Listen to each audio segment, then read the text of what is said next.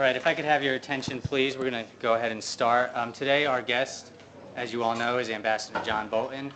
We don't have a commenter or a debater today, so in compensation for that, we'll have about half of the time, should be at least 30 minutes for questions and answers. And I'm sure that you all have many questions. Just a brief introduction, Ambassador Bolton served as Undersecretary of State for Arms Control and International Security. He's also been an Assistant Secretary of State and Assistant Attorney General at the Department of Justice, and he's worked for the U.S. Agency for International Development as a Senior Administrator. He was appointed as the Permanent Representative to the United Nations on August 5, 2005, and most of you may remember that that was a recess appointment. He had been critical of the United Nations, leading one Democratic senator, who's now the Vice President, to compare this appointment to sending a bull into a china shop. He was also filibustered by Senator Harry Reid eventually, who I'm gathering is less keen on that tactic these days. And it's also worth noting that during his tenure at the United Nations, none other than the New York Times said that Ambassador Bolton was correct and Kofi Annan was wrong about the need to reform the Human Rights Commission. So his book is Surrender is Not an Option, Defending America at the UN and Abroad. And as most of you know, thanks to Davies Post, he discussed that on The Daily Show with Jon Stewart, among other places. So with that, let's welcome Mr. Bolton.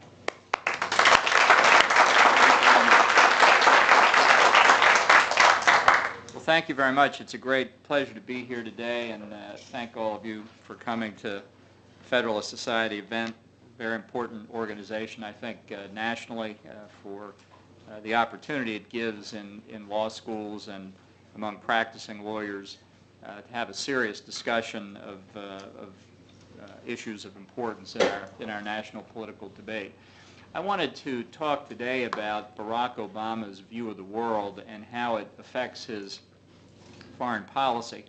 And I'd be happy to answer questions about anything for that matter, but whether I get to cover the subjects in my opening remarks or not, because instead of just talking about the contemporary foreign policy issues, I want to at least start with some broader perspective, because I think Obama is unique among American presidents in having a view about international law and American sovereignty that make him unique, that in fact make him the most radical president we've ever had, not just on domestic policy issues, but internationally as well. He's not the first leader of his party to hold these views, but he is the first to be elected president. And I start from the proposition that much of what people consider to be international law is not law at all, and that whether conventions, treaties, customary international law are politically binding or morally binding, they're not necessarily legally binding as we understand that term in a constitutional civil society. That doesn't necessarily change what our obligations are. In fact, I would argue that a morally binding obligation, or even in some cases a politically binding obligation, carries more force than a legally binding obligation. But this debate, this understanding of what constrains nations internationally is important, because America, by and large, is a very law-abiding country. And when people say, well, this is the law, the American reaction typically is to obey it. So that calling something law has what I call sit-up-and-take-notice force that is not necessarily applicable to other kinds of obligations. And this obviously ties directly in with the concept of sovereignty. Now, it's in law schools in particular the fashion to sort of deride sovereignty, to say that it's an outmoded concept, that in a world with rapid communications, concepts of sovereignty can readily be discarded because they simply don't apply in the modern context. And I think, in fact, we are engaged in a great debate and conflict over what constitutes sovereignty, what its utility is, and how it is to be handled in our contemporary times. And here again, I think Americans view sovereignty in a very different way from other governments. I think that in Europe in particular, the concept of sovereignty is something that inheres in the state, that it's the state that holds the power, and therefore if the state agrees with other states to share power, to share sovereignty or pool sovereignty, they have a lot less trouble with it than we do. That is in large measure, at least in very short summary, what the European Union is all about. I think in America we see it very differently. I don't think we see the state as holding sovereignty. I think we see sovereignty in ourselves. That in America, if you ask where sovereignty rests, the Constitution tells us in the first 3 words. It says, "We the people." So that when you hear suggestions like pooling sovereignty or sharing sovereignty, to Americans what that really means is you've got too much power. You've got too much power over your government. You need to give some of it up to other people. And I think that's in large part what the debate is about. Is power over governmental institutions going to rest closer to the people, or will it continue to move further and further away? And I think here we can see in almost unmistakable terms that the debate over global governance, which is something that the President has spoken to, has clear views on, articulated particularly before he became President, really rises to prominence. It used to be people talked about world government. Well, they don't talk about that anymore because you can't find anybody in this country, well, almost nobody, who would say they're in favor of world government. So instead, they talk about global governance, which to be sure is a less structured formulation, but which I think approaches asymptotically what world government once meant. That's not my opinion. Let's look at some definitions of global governance. And I start with something that's now almost 20 years old, but it remains one of the foundational documents of discussions of global governance in international affairs, a book called Our Global Neighborhood.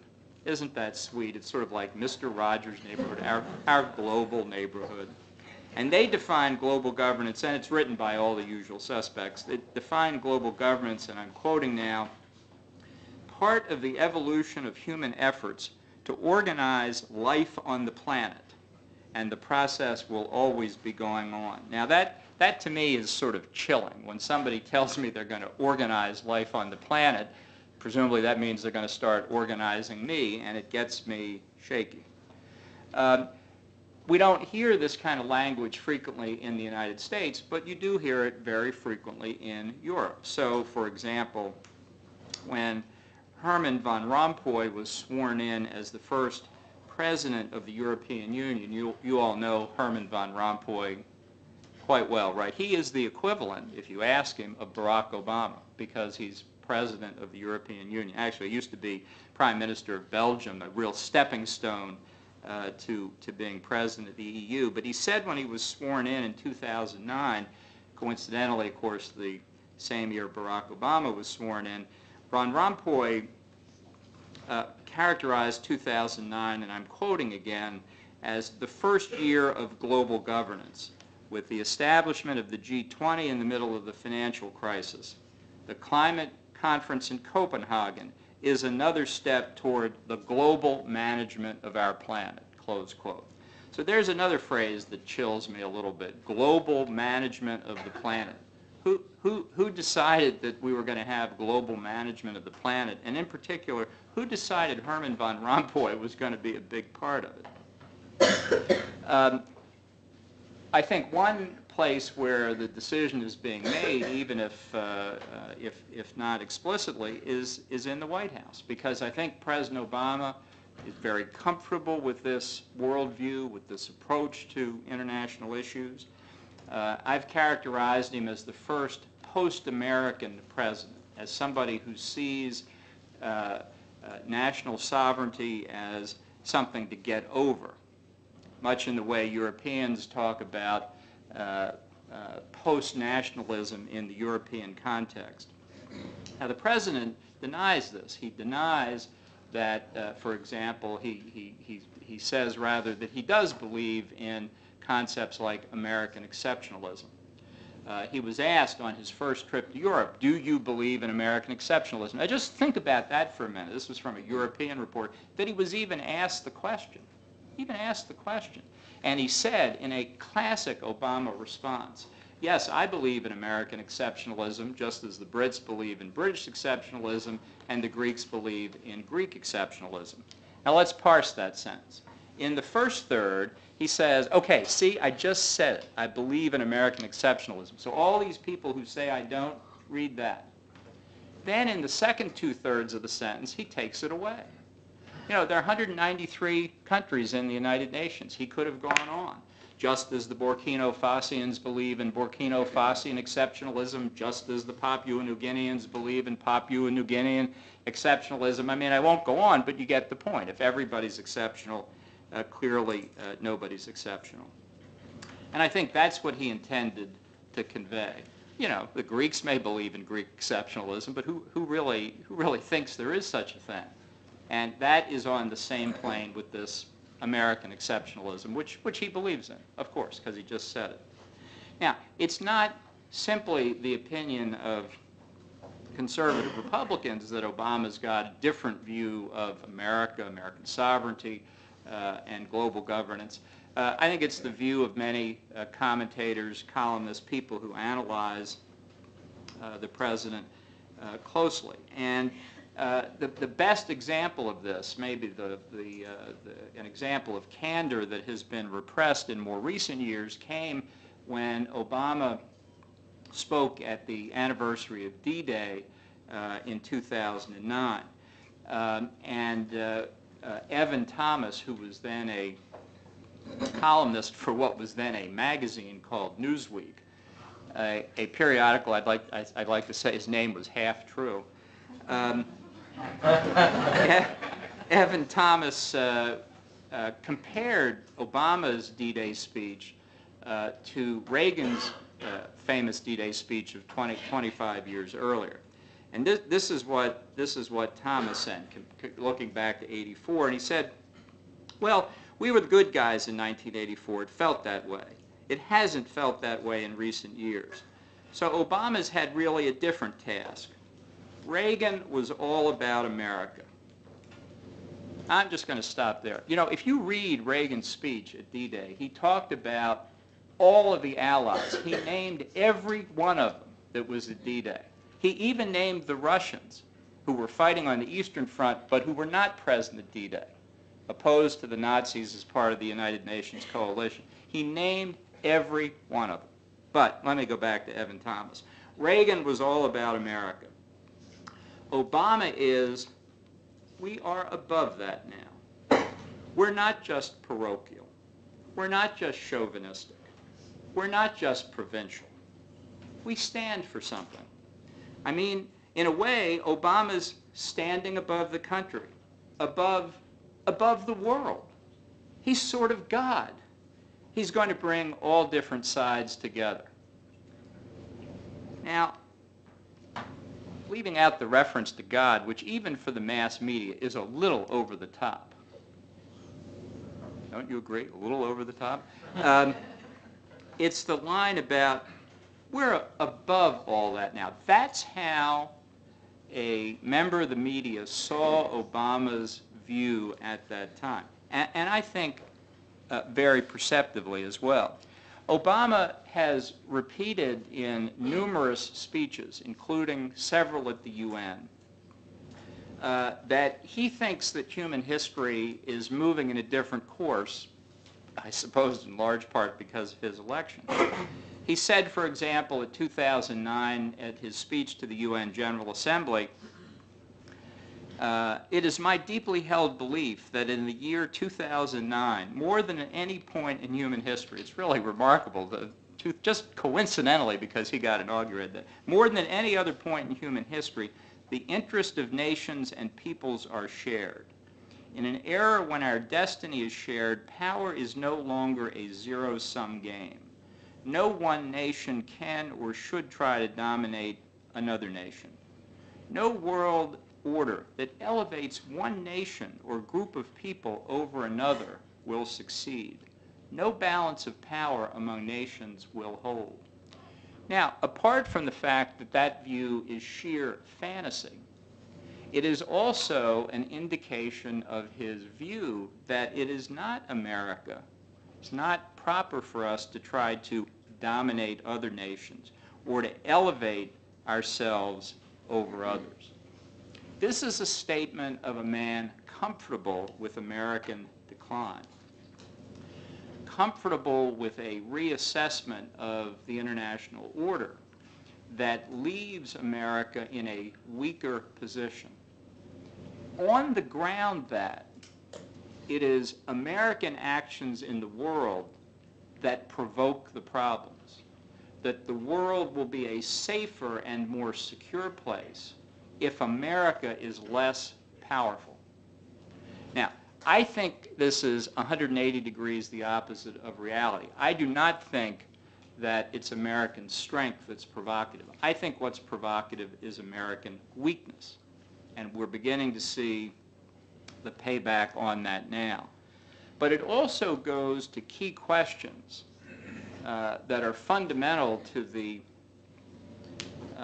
reach of American sovereignty, of who makes decisions about our conduct, who makes decisions about American conduct internationally, who makes decisions about what we typically consider domestic policy.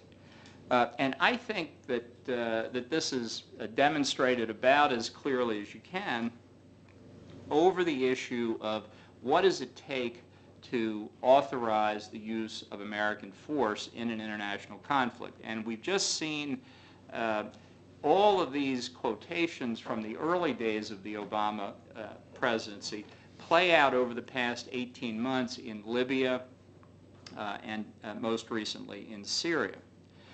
So, for example, faced in Libya with an effort to overthrow the Gaddafi regime, faced with threats by Gaddafi to return to international terrorism, which was no idle threat in his case, his regime having conducted any number of international terrorist attacks, including blowing up Pan Am 103 over Lockerbie, Scotland in December of 1988, Obama was unwilling to follow the suggestions of France and Britain to intervene militarily to overthrow Gaddafi. And instead, he sought authority from the UN Security Council. And he sought it on behalf of a doctrine known as responsibility to protect, arguing that the Council had to act because Gaddafi's forces were about to enter the city of Benghazi. Keep that name in your mind for a few more minutes, please. About to enter the city of Benghazi and conduct a massacre. And it was only after that authority was granted that he was prepared to use military force, although he and the British and the French then went on to use military force not simply to protect the people of Benghazi, but to overthrow Gaddafi's regime, which he said he wasn't seeking the authority to do. Now, this question of what authority you need from the Security Council has obviously been the subject of enormous debate in this country, particularly focused on the U.S.-led invasion of Iraq in 2003 and the overthrow of Saddam Hussein. It has come up in other contexts, and it's a debate that while most Americans, I think, couldn't care less about Security Council authority, among American elites, it is a subject of considerable discussion.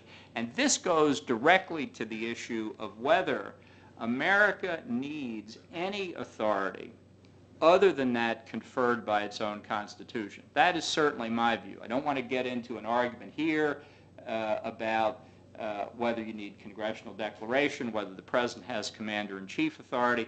That's obviously a very important issue. I'm talking now about the distinction between the exercise of American constitutional power, however that's allocated, versus the need to say, Mother, may I, to some outside, external international body. As I said before, Obama clearly in his gut feels that he needs to do that. He's not the first person not the first American political leader to think that way. In 2004, John Kerry criticized President Bush over his conduct of the Iraq War for failing, in Kerry's words, to pass the global test. The global test meaning, does the Security Council believe that you're acting legitimately? And that, in turn, reflects a deeply held view by a lot of people that you have to have Security Council authorization. Indeed, in looking at the very similar circumstances in Serbia in the late 1990s, when it was clear that an authorization to use force to stop the Serbian attack on Kosovo would have failed in the Security Council because the Russians were going to veto it, the Clinton administration and NATO attacked anyway. And that caused a lot of heartburn, to the point that at that time Kofi Annan, the then Secretary General, said, and I quote, he was horrified by this. Kofi Annan said, and I quote, "Unless the Security Council is restored to its preeminent position as the sole source of legitimacy on the use of force, we are on a dangerous path to anarchy." And he said again that by conducting NATO's air campaign without Security Council approval, that amounted to a threat, and I quote, "to the very core of the international security system. Only the UN Charter provides a universally legal basis for the use of force." Now, I think that's utter nonsense. And so did President Clinton, or at least he thought it was nonsense enough, he was prepared to disregard it.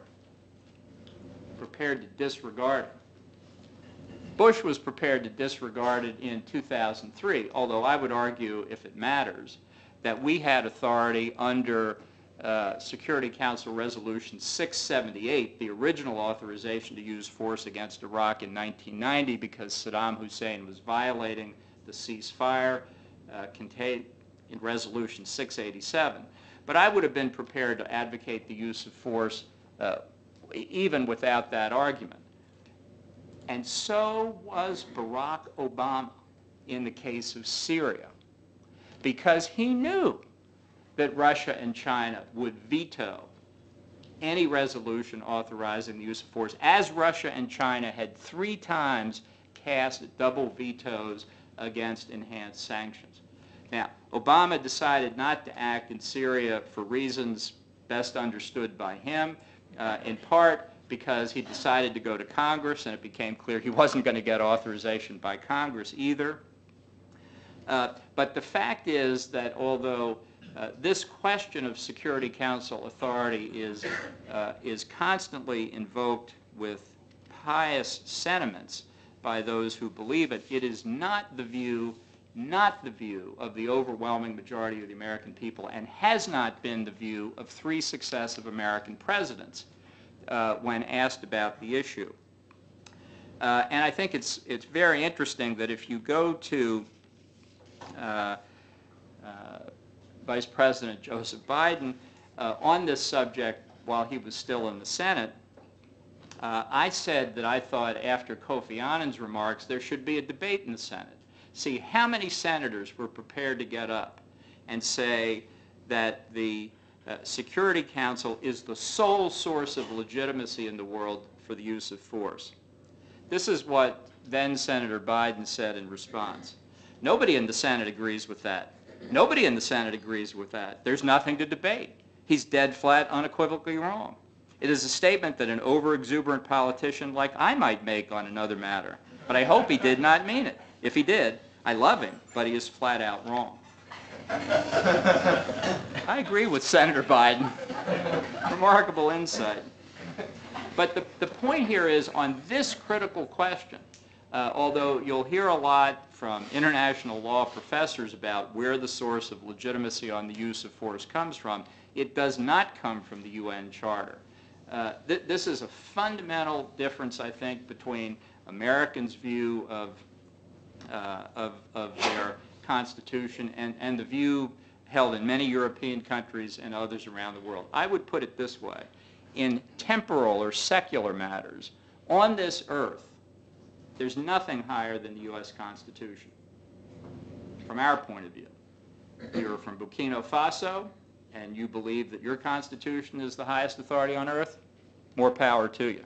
But from the American point of view, it is not anything beyond the Constitution, so that the judgment about what is legally, politically, and morally legitimate is whether we meet our standards, not whether we meet somebody else's standards.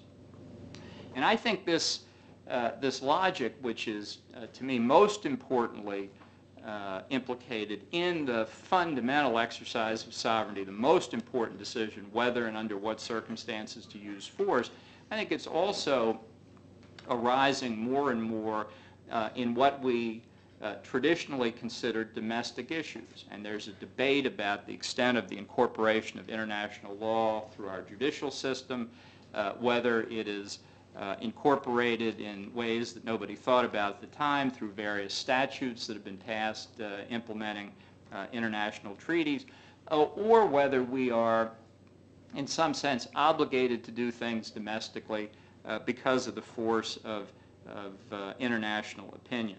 So, for example, if you look at the Landmines Convention, which the United States has not signed and I don't think would ever ratify for a variety of reasons, the argument was made, and it's very similar to the argument that Obama made about the Chemical Weapons Convention in the context of Syria, that because 180 or 185 countries, whatever it is, have signed the Landmines Convention, even though the United States hasn't ratified it, by that action of so many other countries, the Landmines Convention has become customary international law, and therefore the United States' failure to comply with the Landmine Convention puts us in violation of customary law, customary international law, and therefore the use of landmines is a crime under the law of war. Thereby, any American official, up to and including the president who authorizes landmines, can be dealt with by the International Criminal Court.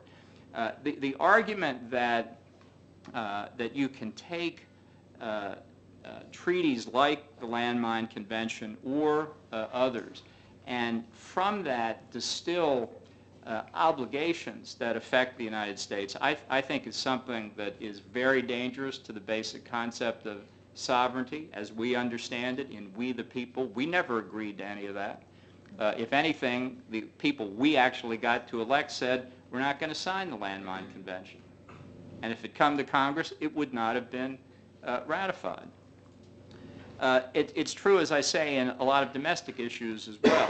The administration has just signed a thing called the Arms Trade Treaty. It has a long negotiating history. The subtext of these negotiations that began 15 years ago is a domestic gun control agenda. This current text is very anodyne in some respects. It doesn't look like it gets to gun control, but the provisions are there such that if it were ratified, and it's not going to be, but if it were ratified, people would say, and I can hear the arguments now, in order for us to comply fully with our obligations under the Arms Trade Treaty, we need to do the following things that look a lot like gun control, a national registry of firearms owners, and the like. Now, I'm prepared to say, and I think it's important, that the issue of gun control is a highly contentious issue in our domestic debate. Highly contentious. But, you know, we're actually able to resolve the issue through our own processes of representative government without the rest of the world telling us what our gun control provisions should be. Same is true in other contentious issues. The death penalty, for example. Very vigorous debate in this country at the federal and state level whether we should have the death penalty. At the UN and the UN Human Rights Commission and other bodies overwhelmingly voted that the death penalty is a violation of human rights. And there are those who say, well, with the rest of the world thinking that, surely we have to conform to that breadth of international opinion. And my view is, whether it's in terms of legislative debate or judicial examination of death penalty provisions, that's simply not true. It's just simply not true. The other countries are entitled to adopt whatever policy they want, whether it's on death penalty, on other issues like abortion. We will decide in our own minds, through our own legislative processes, through our own elections, what our policies are going to be. It doesn't matter here what your own view is on gun control, abortion, death penalty, environmental regulations, you name it. The issue is, in the title of Robert Dahl's famous book about democratic theory, who governs? Who governs? And I think in our system, we govern. You're entitled to read and study the legal and political systems of any other country in the world. It can affect your opinion. The more widely read you are, the more astute you probably are. But what they do doesn't control us. And this to me is the fundamental decision that Americans have to make going forward. Whether we're going to continue under a constitutional structure like we have, or whether we're going to move in the direction the Europeans have moved. Across this huge range of issues, from the use of force down to questions of gun control. I think Obama has a very clear worldview, as I've said. I think it's fundamentally wrong. I'm distressed beyond words that Americans don't debate these issues, that we have lost our focus on international affairs, both because the president doesn't like to talk about it except when he's forced to unavoidably, because Republicans in Congress haven't taken him on the subject, because too many Americans aren't focused on it. But believe me, this is an issue that in the foreseeable future is the most important question we're going to face, and if we don't debate it adequately among ourselves, whether or not we give a correct answer will only be coincidental. Thank you very much.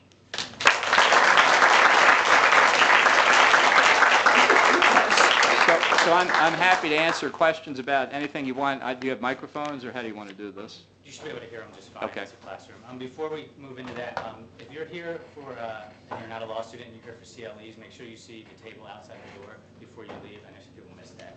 Also, I'm going to pass around this petition. It's related to our CSR funding. You don't have to sign it, but if you like what we do, please consider it. Okay. Yes, sir. First of all, thank you for being here today. I really appreciate it.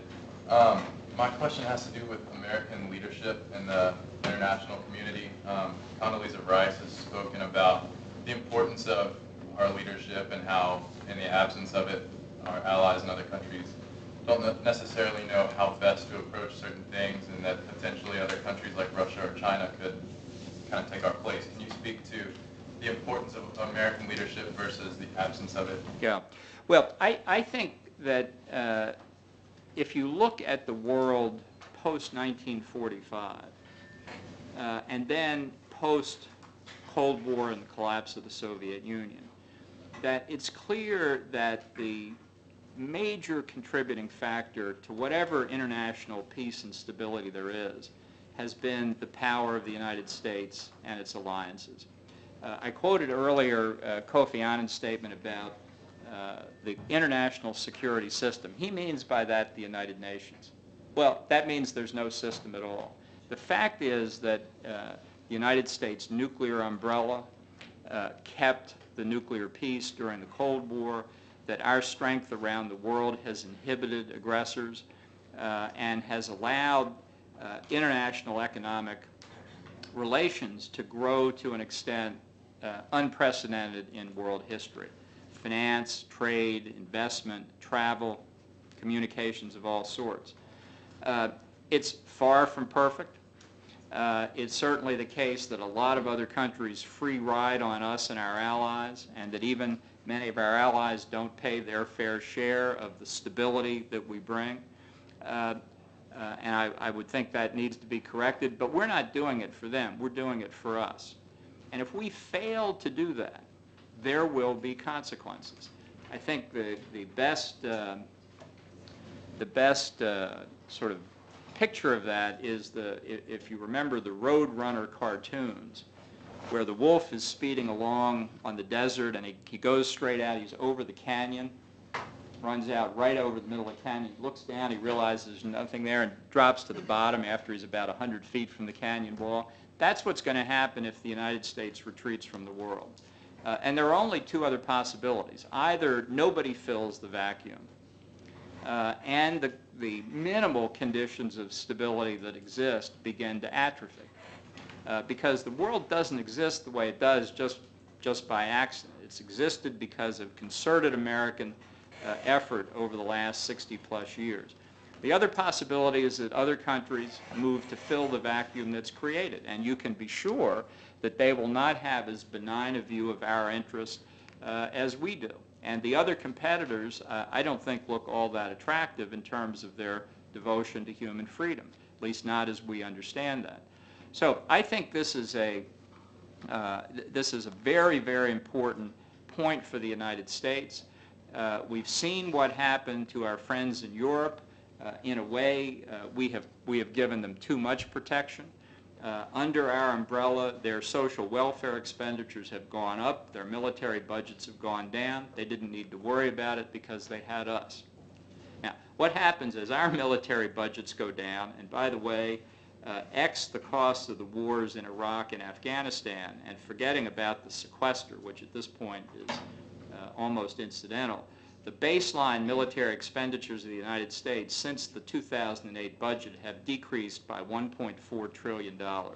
We are on a major path downward. At the same time, our domestic expenditures, both appropriated and entitlements, have gone through the roof. We are on exactly the budget path of Europe.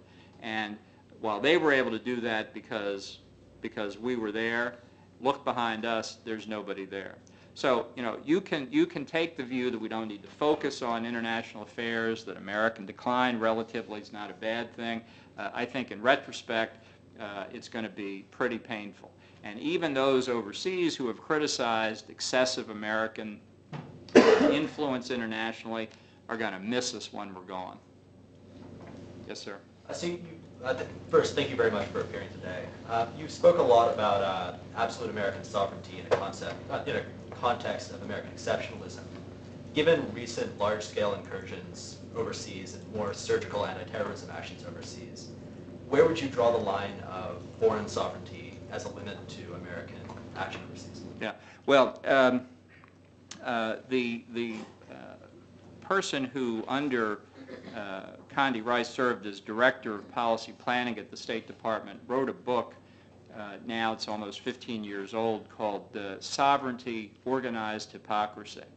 And his point was that sovereignty has multiple definitions and is a politically very malleable concept because people will use it to their advantage and reject it when it's not to their advantage.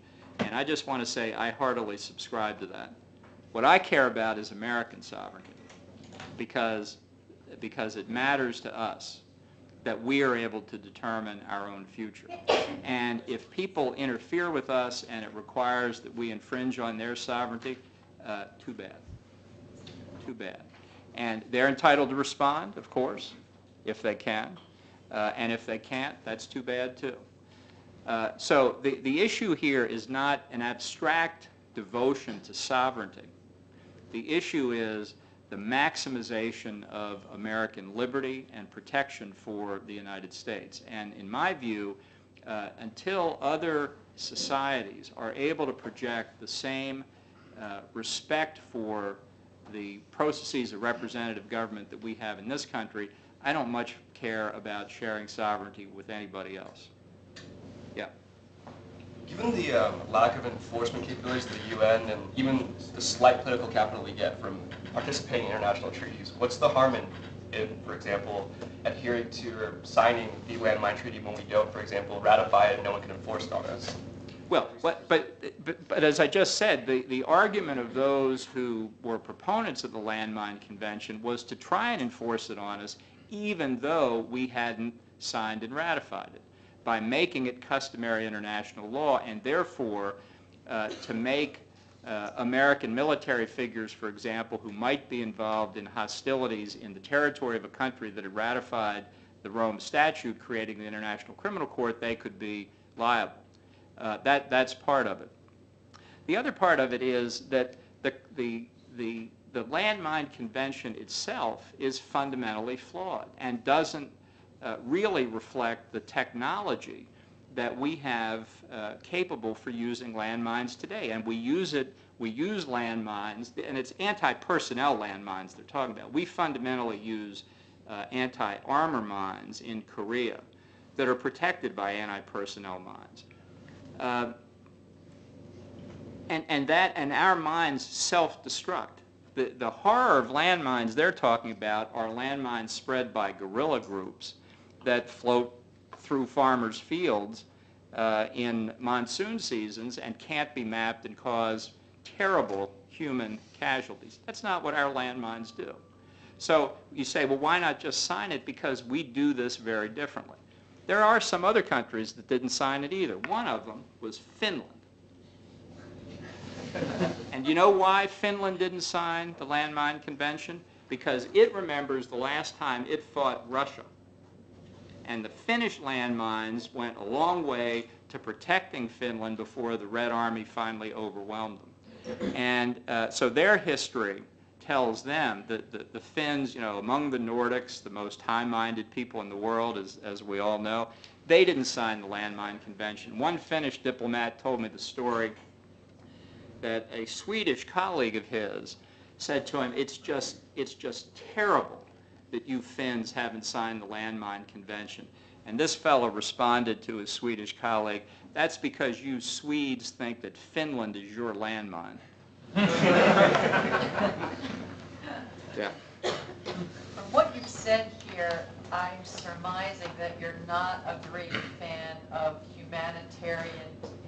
military intervention for humanitarian purposes and may not see eye to eye with Samantha Power. So I'm just asking you to comment on that. Yeah, the responsibility to protect, which is the latest bumper sticker that goes over this doctrine, evolves out of what was once called the duty of humanitarian intervention. That then became the right of humanitarian intervention. Now it's the responsibility to protect. But it all encompasses the same argument that there's some responsibility, a free-floating responsibility on somebody to prevent tragedy in the world. And since there's a lot of tragedy in the world, that's a pretty big responsibility. The formulations that have been used, I think, are so open-ended that it really comes down to an idiosyncratic choice of where you think somebody has this responsibility to intervene, and to try and persuade them to do it even when it's contrary or maybe contrary to their own interest. And it reflects in this country a view that the use of force to protect tangible American interests, like the supply of oil from the Persian Gulf, that's a bad thing. But the use of American force to engage in humanitarian intervention in places where we have no interest at all is a good thing. As an abstraction, that sounds very high-minded, unless you happen to be an American soldier. There's some small downside to the profession when suddenly you're at the beck and call of humanitarians. And I've debated this issue with Mia Farrow and others, who believe in it very sincerely. I don't doubt that they believe in it sincerely, but it always comes down to the United States. You ask Gareth Evans, the former Prime Minister of Australia, who's a big advocate of it, where is Australia going to intervene in a humanitarian basis? And the answer is, well, under UN authority in East Timor. That's about what it comes down to. So, it's I think it's one of these doctrines that sounds very ethically compelling, but fundamentally is a responsibility imposed on a very limited number of countries, in particular us. I do not think it is the responsibility of the United States to prevent tragedy in the world.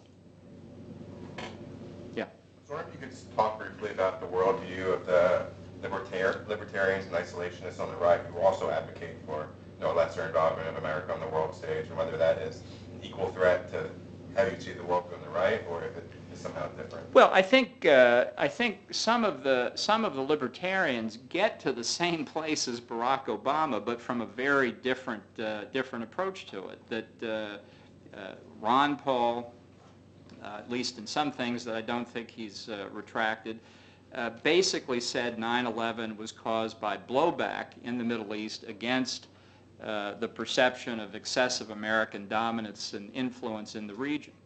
And that is a view very similar to the one that holds that America is too much in the world, that we are too dominant, we exercise too much influence, and that we create the adversary situations that we face.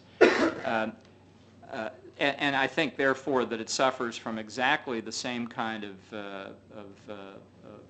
failure of intellectual analysis. I think also for the libertarians, and I've always thought of myself as pretty libertarian on domestic economic and social issues. Where many of them go wrong on international affairs is by not understanding that the rest of the world is sort of not like the United States. You know, there are hostile forces and theories and people and interests out there that are simply not present in a domestic civil society. And that if you just treat the rest of the world like it's, New Jersey treats Pennsylvania, you're going to find yourself in real trouble. And I think it's a sad situation where we learn this lesson again very painfully every so often. We learned it with great pain on 9/11. And I really am very concerned we're going to learn it again in another terrorist attack, this time with nuclear, chemical, or biological weapons. So I think it's ironic, and I wouldn't have predicted this some years back, but that view, and it's not exclusively, it's not a view that represents all of libertarian thinking by any stretch of the imagination, but that particular view turns out to be very similar to the view on the other side, on the left. Yeah. First of all, my question might sound like an attack on what you're saying. It's not. I agree with a lot of what you're saying. I'm also concerned about the kind of global governance thing, but from a social contract kind of a perspective, which a lot of your points kind of suggest that you feel the same way. But my problem is Obama really that much different than former leaders of this country? Because it seems to me with, for example, Bush's determination to spread American democracy to the Middle East and things like that, those kind of movements were also toward more of a global kind of unitarian government, sort of, but more with America on the top.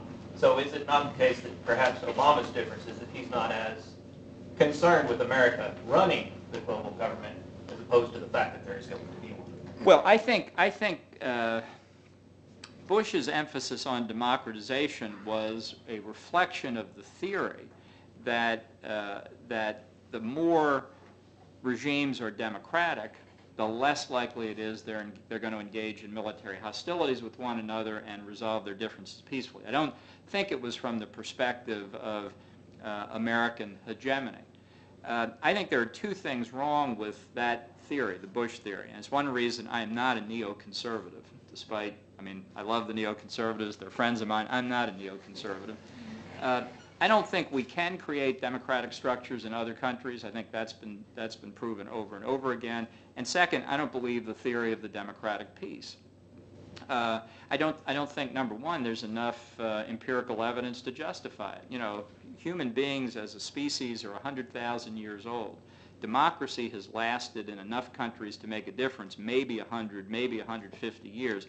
I'm not willing to declare that nirvana has arrived just because the United States and Canada haven't gone to war with each other for the past couple of hundred years. I think you need a lot more evidence of the democratic peace before you can be sure of it. And I would say, we fought a civil war in this country. It wasn't quite the same thing, but then nobody's going to argue that the South was democratic. Of course, the North wasn't terribly democratic. There weren't any women voting in the North either. But we had a civil war between two relatively free parts of the society, and I could go on like that. I think the idea that we can influence other societies in the way that the advocates of global democratization think is overstated. And since I think we've obviously always got resource constraints, we need to focus on what's more clearly in American interest, which, for example, is one reason I did not favor helping to push Hosni Mubarak out of power in Egypt. I'm not sure we could have kept him in power. I think things had kind of gotten beyond our influence, but I think the notion that Egypt was going to be a better place after he left was dubious at best, and in light of what has happened since then, shown to be wrong. Yes, sir. So at several points during your speech, you seem to frame Obama's options as he can either believe in American domination or American decline. I'm wondering, is that the binary that you're trying to frame the discussion in terms of, and if so, why? No, it's not. Okay. So I guess I could elaborate then. So at the points where you're pointing out that Obama seems to not unilaterally believe in American domination, why is that a criticism?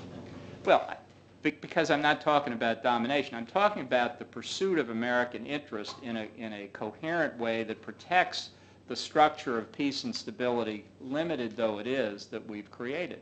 And I think in case after case, he has shown an inability or an unwillingness to carry through on policies that are clearly in America's interest. Let's take Libya. So belatedly and while leading from behind, he agrees we should overthrow Gaddafi. Okay? And in fact, that's achieved. And I favored the intervention in Libya because I thought when Gaddafi said he was prepared to return to terrorism, that was a red line, to coin a phrase, that he had crossed that made him unacceptable again. After Gaddafi is overthrown, the United States disappears, in effect, from Libya. Okay? Now, one of the key criticisms of the Bush administration's overthrow of Saddam Hussein was the war to overthrow Saddam was brilliant, and it was. It was a master achievement of American arms. It's what happened after that that you screwed up. And that's correct. It is true. But the lesson that it teaches you is if you're going to go after a regime and overthrow it, you better pay attention to what comes next. That's the whole criticism of Bush in Iraq, that he wasn't paying attention and he allowed circumstances to deteriorate to the point that eventually in 2006 and 2007, faced with, in effect, imminent civil war, he had to use the surge. So having learned that lesson, okay, if you're going to overthrow somebody, watch what happens afterward. In Libya, we proceed not to watch what happens afterward. It becomes a breeding ground for terrorists. The recognized Libyan government's writ barely runs beyond the capital city of Tripoli. The eastern part of the country, which has been distinct for centuries, in particular becomes a breeding ground for international terrorists. And on September the 11th of 2012, our ambassador is killed in an attack in our consulate in Benghazi. And Obama acts like, geez, too bad about that. I didn't have anything to do with it.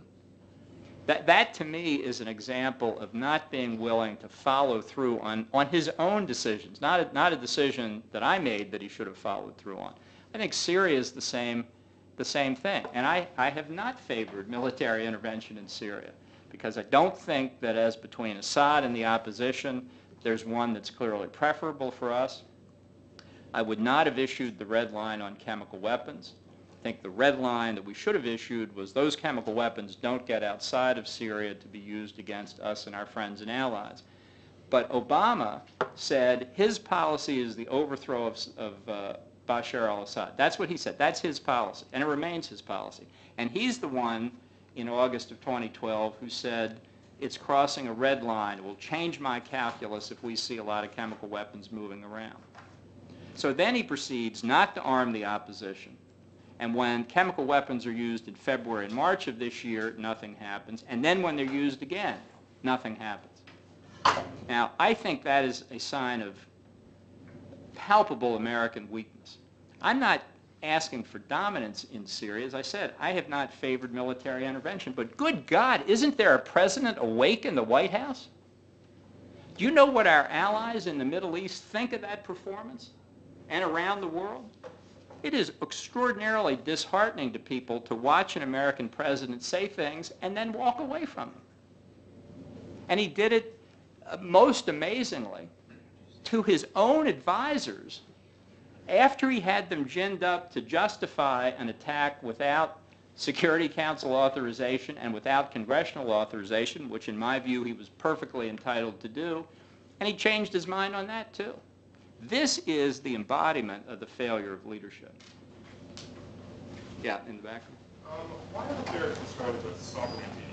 I'm sorry, could you just speak up? Why are there concerns with sovereignty when it comes to economic sanctions, say against Iran, or in the case of China versus Japan over the same conflict?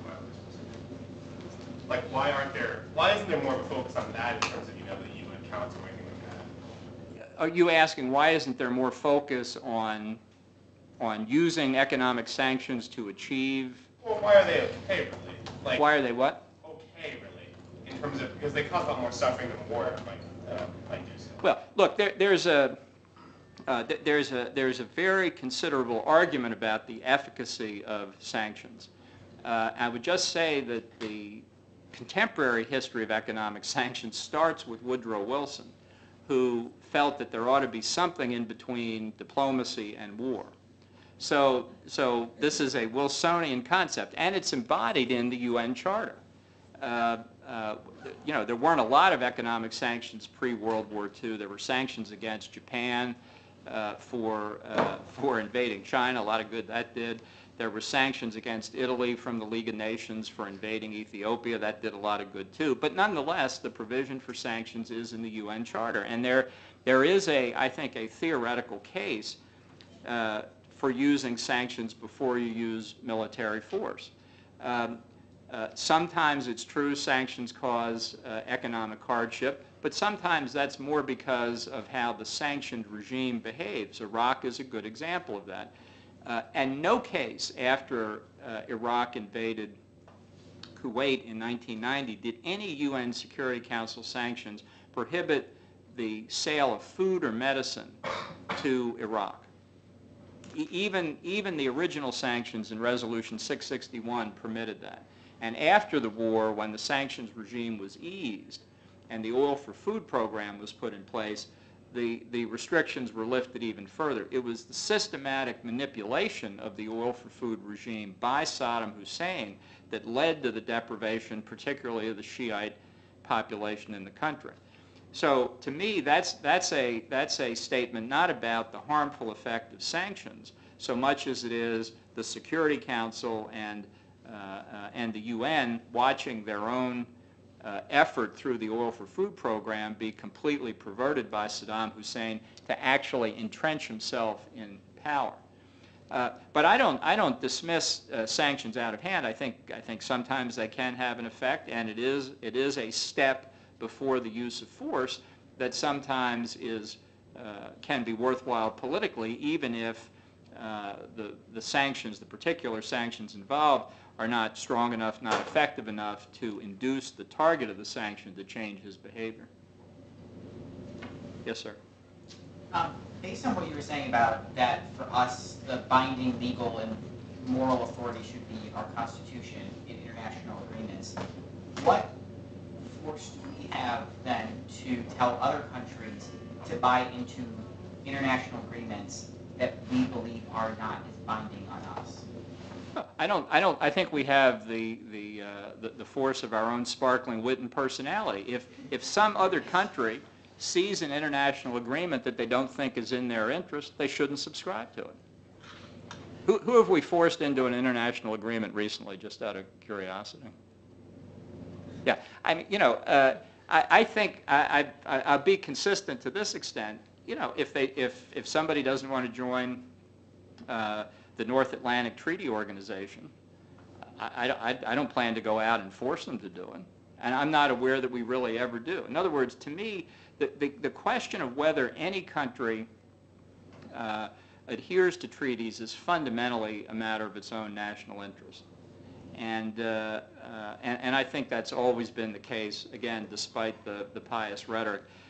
Charles de Gaulle once said, this is not politically correct, but he was French, so, Charles de Gaulle once said, treaties are like roses and young girls. They last as long as they last. Yeah. My question is based off what your comments on President Obama's remarks, which you used to analyze him as a post-American president that doesn't believe in American American exceptionalism. My question is, what is the effectiveness of rhetoric internationally that justifies American exceptionalism? For example, you could believe in American exceptionalism, but not believe that it's a smart thing to look down European cameras and say, I'm better than you. For example, or you can sanction Iran at the same time and not go out of your way to label them the axis of evil. So I'm just wondering, why do you feel like an American president has to justify his stances in rhetoric as well? I think rhetoric is an important part of foreign policy. I think signaling positions, gathering support, indicating the future direction of policy is all part of it. I think the key thing is that it's not all of foreign policy. It's not the only thing. You can't simply give speeches and expect that the rest of the world is going to conform to your behavior. I think that's Obama's real difficulty. I think you don't have to look down your noses at other people to talk about American exceptionalism. It is a historical fact that our history is different. You know, the famous French philosopher whose name escapes me at the moment described nationalism in Europe as being a matter of terre et sang, earth and blood. That's not true for the United States. It's not true for the United States. There are no wars of ethnic Virginians against ethnic Marylanders. We are very different in that respect. We are not perfect, and we know that historically, but we are still very different from the Europeans. And, you know, one way Obama could have handled it would be to have quoted another Frenchman, Alexis de Tocqueville, who was the first observer to use the word exceptional. He said in Democracy of America, after describing the background, he said, it may be said of the Americans that their position is quite exceptional and will never be equaled again. So, you know, if a Frenchman says it, it must be true, right? I have time for one more. Okay. I was going to ask you for your definition of American exceptionalism. In my conversations, it appears that most people misunderstand that term or use it imprecisely. Yeah. I think it is a reflection of our history that we have a foundation based on philosophical principles, which I will fully admit have not been fully or adequately adhered to, but that make us different. And it comes from some of the reasons why people came to North America in the first place. The Pilgrims came for religious freedom. That's a fact. That's a fact. The Quakers settled in Pennsylvania for reasons of religious freedom. I'm from Maryland. Catholics came to Maryland because Lord Baltimore, a Catholic, got a grant of land, and they thought they could have a better life here. Massachusetts is known as the mother of colonies because people kept getting kicked off at the Pilgrims and moved to form Connecticut and Rhode Island. It is a country whose history has been fashioned by the desire for increased individual liberty. That's what the whole Western movement is. And there is no other country, certainly not in Europe, that has any experience with the foundations of our history through the 19th century, which is why Frederick Jackson Turner is so famous for his essay on the closure of the frontier in 1890, with the 1890 census, where for the first time there was no clear Western settlement line. Now, obviously, we've changed. It's a different country since 1890, but the ideals, the devotion to the philosophical commitments, I think, for most Americans remain very strong. And that makes us fundamentally different from any other society that I can think of. And, you know, talk to the Europeans when they're prepared to talk in private about it, and they acknowledge it. They understand it. They understand it. And it's not a symbol of being better, but it is a symbol of being different. And I think that is the mark that most Americans understand it to be, and what I certainly mean it to be. Thank you very much.